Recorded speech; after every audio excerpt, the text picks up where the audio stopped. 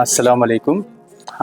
मेरा नाम डॉक्टर मलिक सजाद है। मैं यहाँ पर सब्जेक्ट मैटर स्पेशलिस्ट हूँ, working in the department of agriculture presently. तो ये हमारे डिपार्टमेंट में ये जो किचन गार्डन है, ये तो बहुत पहले से आ रहा है, ये थ्रू आउट ईयर चलता रहता है। तो इसकी जो मोस्टली जो हम सीडलिंग्स यहाँ पे बनाते हैं, ये मार्च में, और जो हमारे एग्रीकल्चर के हिसाब से जो सीजन्स हैं, जैसे खरीफ है, जैसे रबी है और ज़ैद है, तो तीनों सीजन्स के लिए हम सीडलिंग्स प्रिपेयर करते हैं और फार्मर्स को हम देते हैं।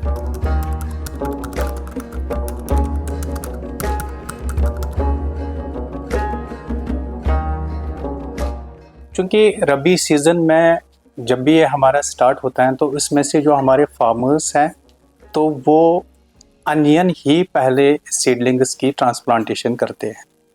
तो कुछ फार्मर्स ऐसे भी हैं कि जो सीड सोइंग कर लेते हैं खुद भी, तो लेकिन हमारे डिपार्टमेंट में उनका वो टाइम बचाने के लिए यहाँ से हमने हाइब्रिड का जो एक बहुत बड़ा हमने इनिशिएटिव लिया है कि we will introduce the hybrid varieties in the Jammu and Kashmir, so that कि फार्मर्स की जो इनकम है वो ज़्यादा बढ़ जाए, उनकी जो प्रोडक्शन है वो ज़्यादा बढ़ जाए और उनको उससे ज़्यादा फ़ायदा हासिल हो जाए। तो उसके लिए हमारा यही जो सीज़न है, क्योंकि अनियन को ग्रो करने के लिए फिजिबल जो टेम्परेचर होता है, that is mostly 12.5 to 23 degree Celsius, तो ये फिजिबल टाइम है।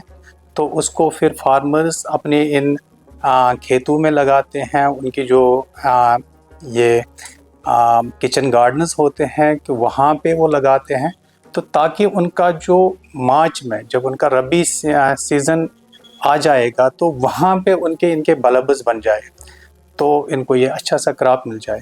तो हमारा हमेशा से यही होता है कि जो अनियन जो डिमांड होती है, तो क्योंकि हमें पता है कि अनियन तो ये है थ्रू आउट ईयर हमें चाहिए किचन में, हर किसी सब्ज़ी में हम तो यूज़ करते हैं।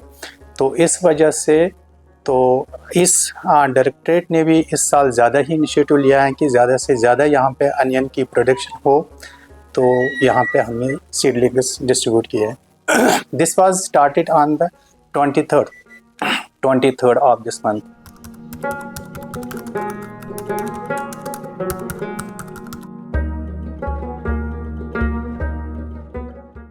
तो चूँकि ये तो अब हम आपको पता है कि ये तो विंटर सीज़न अब स्टार्ट हो जाएगा। दिस इज़ नवंबर और दिसंबर आने वाले हैं। तो इनमें से हम अदर जो वेजिटेबल को छोड़ के तो पीज़ लगा सकते हैं। तो जो हमारे पास जो पैडी फील्ड्स हैं उनमें से हम ऑयल सीड लगा सकते हैं।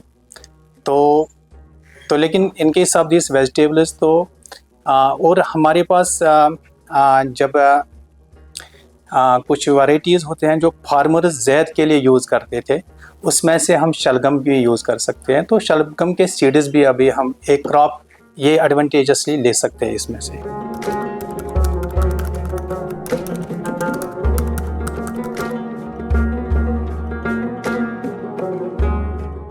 सीड को बनाने के लिए, चूँकि ये एक बहुत बड़ा इनिशिएटिव है, आजकल हमारे देश में एक सीड बैंक सब बनने जा रहे हैं। तो सीड के हमारे पास दो इनिशिएटिव्स होते हैं, एक होते हैं ओपन पॉलिनेटेड वैरायटीज़, दूसरे होते हैं हाइब्रिड वैरायटीज़।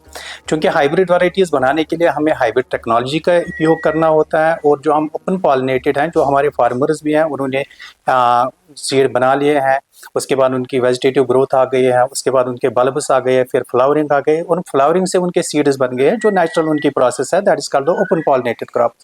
तो ओपन पॉलिनेशन के लिए तो वो सीड्स वो रख सकते हैं। लेकिन जो हाइब्रिड है, हाइब्रिड जो एक टेक्नोलॉजी है, वो हमारी यूनिवर्सिटीज़ में, हमारी जो एग्रीकल्चर कॉलेजेस में वहाँ पे बच्चों को सिखाते हैं।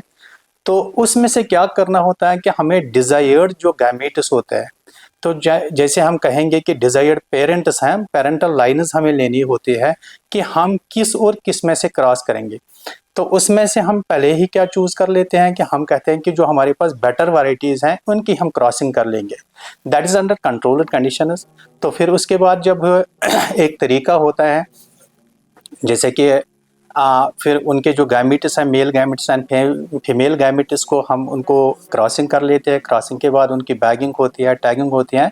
तो और उस हिसाब से, चूँकि मैं यहाँ पे कम टाइम है, उसमें से पूरी प्रोसेस आपको नहीं बता सकता हूँ। तो ये थोड़ा-सा आपको मैंने इसका क्रैक्स बता दिया है कि how these hybrid seeds are being formed in the agriculture universities or in our farms or in our kitchen gardens। तो वहाँ पे इस टेक्नोलॉजी का उपयोग करके फिर हाइब्रिड वैराइटीज़ बनाई जाती है।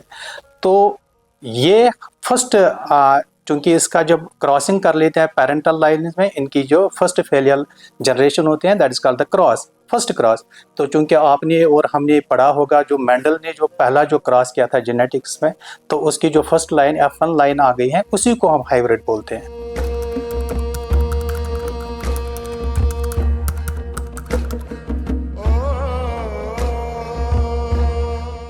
कोई भी इसको ले सकता है, क्योंकि इसमें से डिपार्टमेंट ऑफ एग्रीकल्चर ने, आपको पता है कि चूँकि ये कम्बरसम प्रोसेस होती है, तो जब भी हाइब्रिड बनाते हैं इसमें मोर्टेलिटी रेट ज़्यादा होती है। जो सीड्स इसमें बन जाएंगे तो उनका कॉस्ट बहुत ज़्यादा होता है।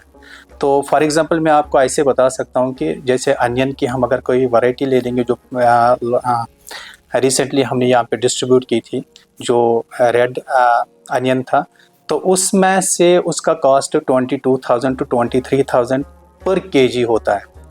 तो मैं बच्चों को बोलना चाहता हूँ, जो भी एग्रीकल्चर या एग्रीप्रेन्योर्स हैं, अगर वो ये टेक्नोलॉजी सीख लेंगे तो उनको उससे बहुत ज़्यादा फ़ायदा मिलेगा। और वो सीड जो हम बाहर से ख़रीदते हैं वो यहाँ पे भी बना सकते हैं, अपने फार्म, छोटे छोटे फार्म भी एस्टैब्लिश कर सकते हैं, ताकि वो उससे ज़्यादा से ज़्यादा फ़ायदा हासिल करें।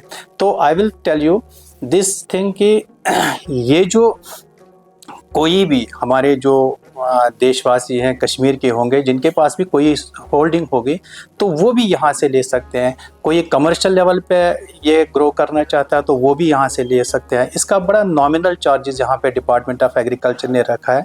तो मेरे ख्याल में कि 1 रुपी पर सीडलिंग, जैसे कि 100 रुपीज़ का वो, उसमें 100 सीडलिंग्स होती है, तो वो 40 टू 45 डेज़ की ओल्ड होती है वो सीडलिंग्स, तो उसका इतना सा नॉमिनल चार्जेस उन्होंने रखे।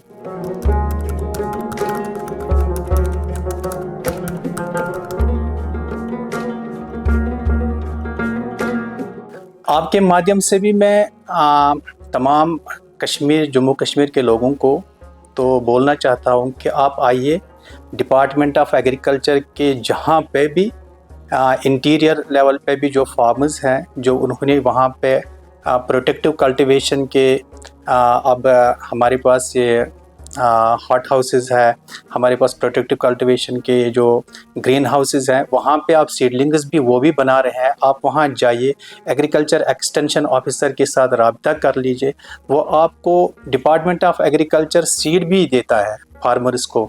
और वहाँ पे वो सीडलिंग्स भी कुछ जगह पे, जैसे अनंतनाग है, जैसे बडगाम है, जैसे कुपवारा है, जैसे बारामूला है, वहाँ पे वो सीडलिंग्स बनाते हैं, रेज करते हैं और फिर फार्मर्स में डिस्ट्रीब्यूट भी करते हैं।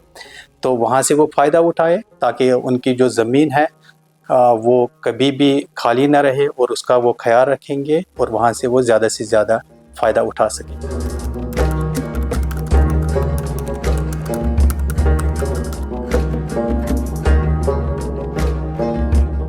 सबसे पहले उनको ये देखना है कि जो बाज़ार में वो ख़रीद रहे हैं सीडलिंग्स, तो उनको पता ही नहीं वो क्या बेच रहे हैं।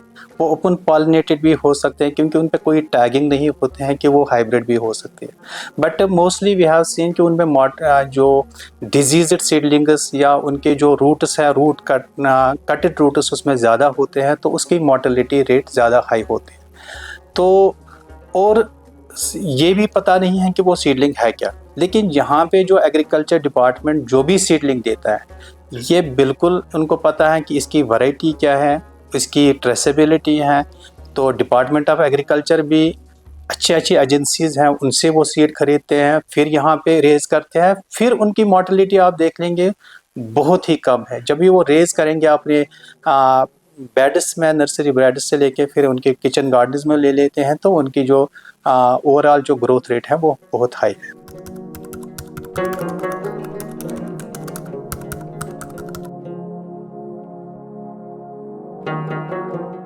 आपने देखा होगा कि हर साल जो लोग हैं वो बड़ा उत्सव दिखाते हैं मार्च में भी। तो यहाँ पे रजिस्ट्रेशन होती हैं, पहले के नाम लिखते हैं कि अब लोग पहले ही आते हैं, एक हफ्ता पहले, 2 हफ्ता पहले रजिस्ट्रेशन कर लेते हैं। फिर सुबह सवेरे जिस दिन ये होता है कि जिस दिन हमें स्टार्ट करना होता है, उस दिन क्यू में रहते हैं। तो आई हैव सीन हियर कि कुछ लोग तो 6 बजे से ही पहले वेट करते हैं, सुबह 6 बजे से लेके वो वेट करते रहते हैं। और जब ये 9 बजे स्टार्ट होता है तो उस वक्त वो कहते हैं कि हम क्यू में पहले आ जाएं ताकि हम ज़्यादा से ज़्यादा यहाँ पर फ़ायदा उठाएं। तो ये उत्सव हमने देखा है लोगों में, और लोगों में बहुत अवेयरनेस है। खासकर मैं सिटी की जो बात करूँगा कि जो अर्बन जो हमारी जो ये सिटी है, यहाँ पे हमारे पास लैंड होल्डिंग बहुत कम होते हैं।